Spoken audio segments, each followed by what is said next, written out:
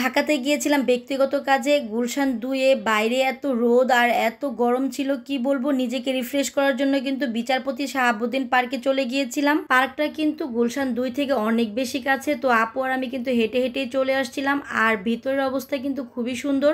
অনেকেই আমার মতো ঘুরতে এসেছে, অনেকে রিফ্রেশ হচ্ছে। গাইস, পার্কের এই ভিতরের জায়গাটা দেখে তো আমার ভীষণ ভালো লেগেছে। আপু আর আমি কিন্তু অনেকক্ষণ বসে বসে গল্প করেছি, ইভেন অনেক ছবি আবার অনেক ভিডিও করে নিয়েছিলাম। এই পার্কে এসে আমি খুব ভালোভাবে বুঝতে পারলাম এই যানজটের শহরে এমন পার্ক থাকা যে কতটা জরুরি। এই পার্কগুলো আছে দেখে ঢাকা শহরের মানুষগুলো এমন মুক্ত খোলা আকাশের নিচে একটু সময় কাটাতে পারে। আপু আর আমি পার্কে ঘোরাঘুরি করতেছিলাম, অনেক বেশি ভালো লাগতেছিল। তবে গাইস, আমরা তো দুপুরবেলা চলে আসছি, যদি বিকালে আসতাম তাহলে হয়তো বা আরো অনেক বেশি মজা লাগতো। বিকাল হলে কিন্তু এই পার্কগুলোতে অনেক মানুষ চলে আসে, অনেকে এক্সারসাইজ করে, আবার অনেক বাচ্চারা খেলাধুলা করে। এখানে কিন্তু বাচ্চাদের খেলাধুলা করার জন্য অনেক সুন্দর সুন্দর প্লেস আছে। এই যে জায়গাটা দেখতে পাচ্ছেন, এটা কিন্তু বাচ্চাদেরই খেলার জায়গা। গাইস, অনেক তো ঘোরাঘুরি করলাম, এখন একটু নিজেকে রিফ্রেশ করার জন্য আর একটু ড্রিঙ্কস জাতীয় কিছু খাবো। বিচারপতি শাহাবুদ্দিন পার্কের সামনে পাপাই নামের এই জুস বারটা আছে, আর এখান থেকে কোনো একটা জুস আমরা খেয়ে নিব। গাইস, এই গরমের মধ্যে নিজেকে রিফ্রেশ করার জন্য একদম বেশি করে বরফ দিয়ে আমরা কিন্তু ম্যাঙ্গো জুস নিয়ে নিব। এখানে কিন্তু অনেক ধরনের জুস পাওয়া যায়। ভাইয়াটা কিন্তু আমাদের জন্য অনেক মজা করে জুস বানিয়ে দিতেছে,